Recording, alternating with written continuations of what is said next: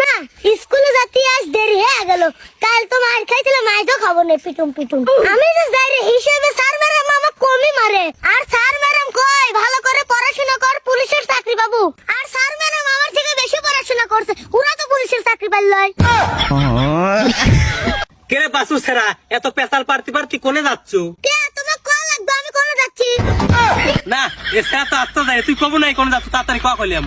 তোর বাড়ি চাল ডাল খাইছিল, সব প্রশ্নের উত্তর দেওয়া লাগবে। না এছাড়া তো আচ্ছা যাই রে, কানের পার দিয়ে কান সারা লাল করে দেবো না জানিস। আচ্ছা বাদ দে, ও ছোট মানুষ। কেরে গেদা কোন যাচ্ছ? কে স্কুলে যাচ্ছি ভাই।